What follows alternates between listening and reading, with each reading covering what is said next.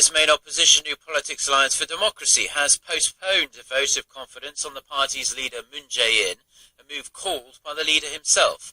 At an emergency meeting on Saturday evening, Moon and the party agreed to hold the vote at a later date after further consultations. The former presidential candidate had earlier declared that he wanted the voting process to begin on Sunday. Moon says, however, that he would prefer the vote to be held before the Chuseok, or Korean Thanksgiving holiday, which falls at the end of the month. Earlier this week, the party chief said he would give up his chairmanship if the party rejects his reform proposals or if he loses the vote of confidence. The vote, when it does happen, will be conducted through a telephone vote of all party members and a public opinion poll.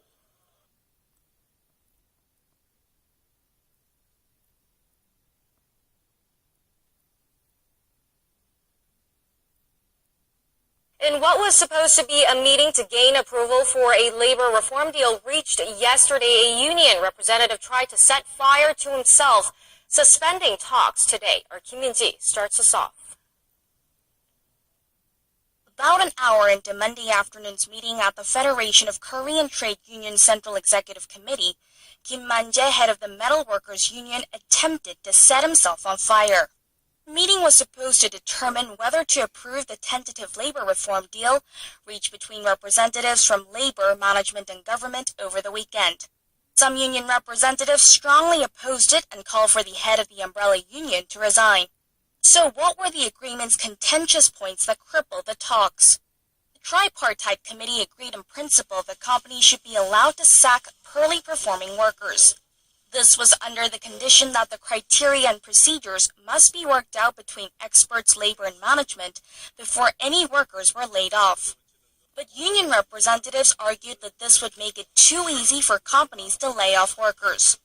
Current labor laws stipulate that companies can terminate an employee's contract if they are involved in a corruption or an embezzlement case.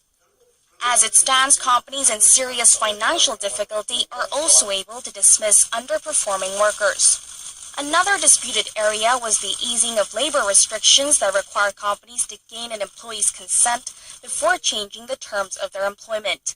The government has said easing the regulations is a necessary step to get private companies to implement a wage peak system, which will guarantee employment until retirement, but with lower wages after a specific age.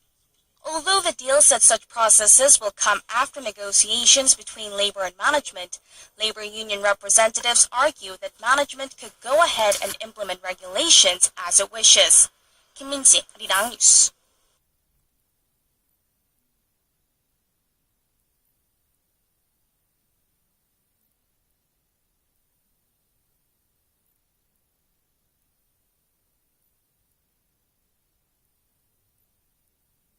Six p.m. on Monday here in Korea. Thanks for tuning in. I'm Hwang Ji-hye, and these are the top stories we're following at this hour. A committee meeting to grant approval for the labor reform deal struck yesterday is barely limping along, with one of the labor union representatives strongly opposing the approval and trying to burn himself to death. While labor reform plans face a bumpy road ahead, profitability of Korea's major companies fall to their lowest level since 2008 due to continuing union conflict and a sluggish global economy.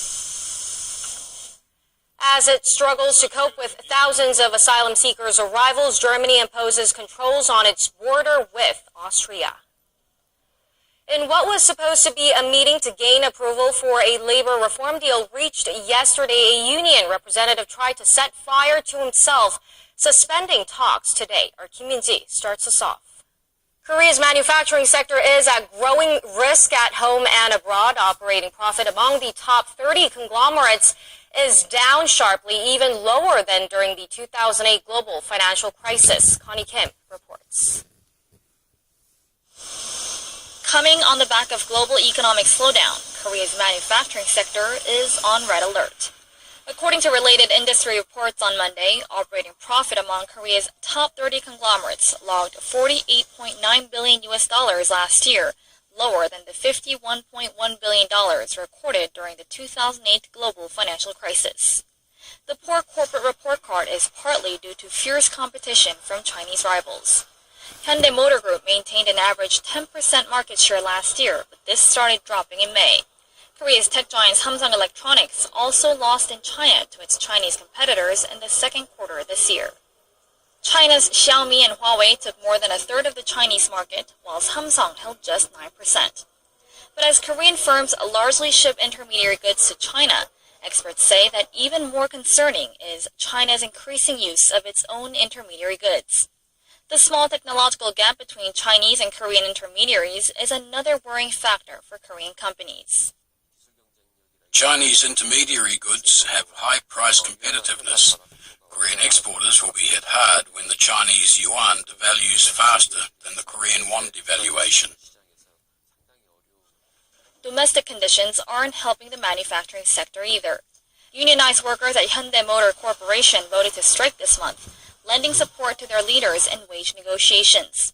It'll be the fourth consecutive year of such strikes if it goes ahead. Kumho Tire, whose management and labor unions are also at loggerheads over wage issues, has seen a loss of more than $100 million in sales during their month-long strike. Experts say there are growing calls for compromise between the two to provide a flexible labor market and allow corporate expansion in investment and employment. Connie Kim, Arirang News.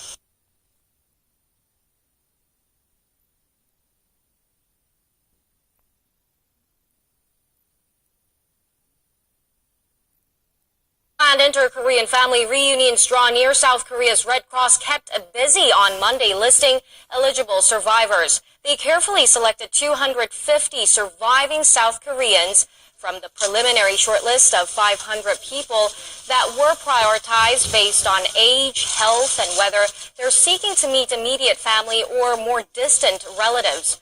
The second list of candidates will be handed to North Korea on Tuesday. The final list of 100 people will be exchanged between the two Koreas on October 8th.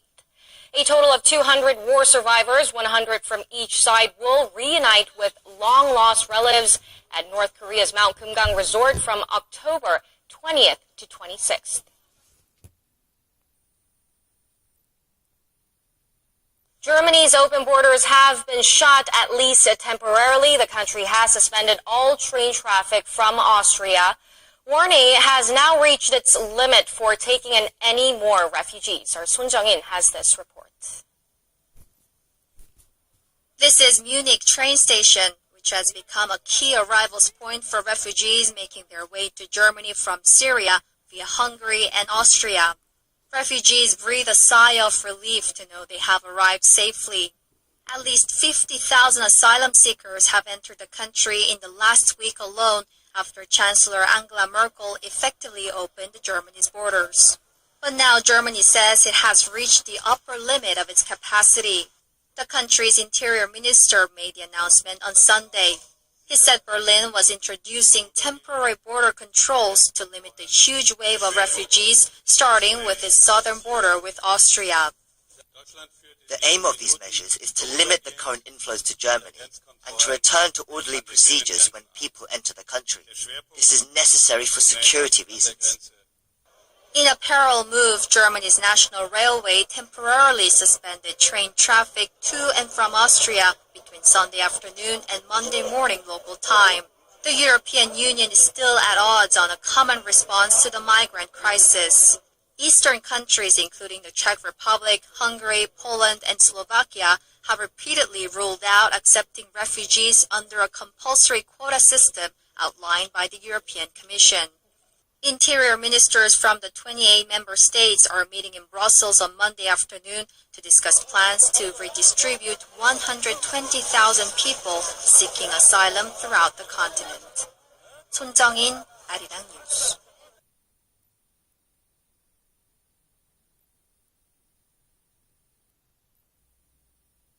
In a major reshuffle, Korea's defense ministry named Army General Lee Sun-jin as the new chairman of the Joint Chiefs of Staff on Monday. The 61-year-old is a graduate of the Army Academy in Yeongcheon North, Gyeongsang-do Province, and was commander of ROK 2nd Operations Command. Army General Chang Jun-gyu was named Army Chief of Staff. Army Commander Kim Hyun-jip was named Deputy Commander of Combined Forces Command, and Air Force Lieutenant General Chung Kyung-do will be promoted to General and Air Force Chief of Staff. And the ruling Saenuri party and the government have agreed to propose new labour market reform bills by Wednesday. The move comes after Sunday's agreement to ease labour restrictions through a tripartite committee involving labour, management and government representatives, as we just heard. The ruling party hailed the deal and promised to push ahead with legislating the government's labour reform plans. However, the main opposition, New Politics Alliance for Democracy, said that although the agreement laid the groundwork, it was extremely regretful the committee left out measures to shorten working hours and protect temporary workers.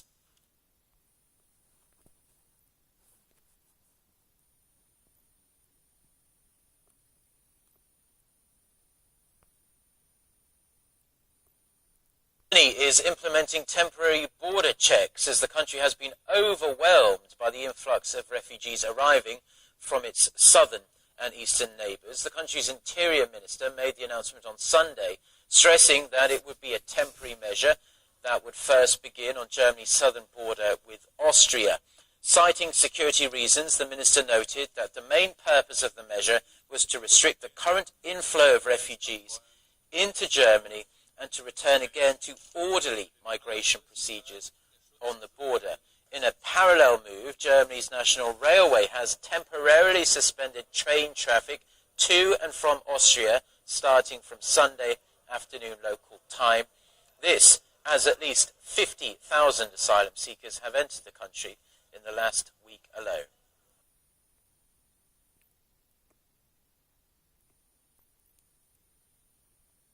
More heated battles are expected between rival party lawmakers as the ongoing parliamentary audit enters its second week. The National Assembly's Strategy and Finance Committee is expected to grill Finance Minister Jae-In over the government's plan to unilaterally pursue labour reform efforts if the tripartite meeting had failed to reach a compromise. Also, the Security and Public Administration Committee plans to quiz officials from the National Police Agency. The committee will focus its questions on the use of police expenses for special activities, as well as firearm accidents and countermeasures to crack down on crimes involving hidden cameras.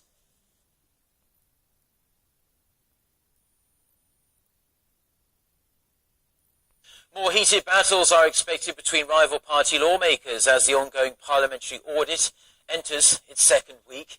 The National Assembly's Strategy and Finance Committee is expected to grill Finance Minister Jae-In over the government's plan to unilaterally pursue labour reform efforts if the tripartite meeting had failed to reach a compromise. Also, the Security and Public Administration Committee plans to quiz officials from the National Police Agency. The committee will focus its questions on the use of police expenses for special activities, as well as firearm accidents and countermeasures to crack down on crimes involving hidden cameras. Starting your week with us, hello and welcome to Business Daily. I'm Jae-In in Seoul. We have plenty of business stories lined up for you today, so let's first get started with a look at the day's highlights. A step forward in reforming the country's labor sector. After months of negotiations, the government, management, and labor unions reach a tentative deal on labor reform. Following last week's rate freeze by the Bank of Korea, we take a closer look at what awaits the Korean economy now, ahead of a long-awaited interest rate decision from the U.S. These stories and more coming right up. After months of intense negotiations, we now have a tentative deal over Korea's labor reforms, as representatives from labor, management, and the government hammered out a compromise on Sunday. Our Kim Min-jae has the story. Despite dismissals being a key dispute, the tripartite committee agreed in principle that companies should be allowed to sack poorly performing workers. But this is under the condition that the criteria and procedures must be worked out between experts and labor and management before any workers are laid off. Labor law currently stipulates that companies can terminate an employee's contract if they are involved in a corruption or an embezzlement case. As it stands, companies in serious financial difficulty are also able to dismiss underperforming workers. The three sides have decided to implement a fair assessment system, and will decide on the conclusion and termination of contracts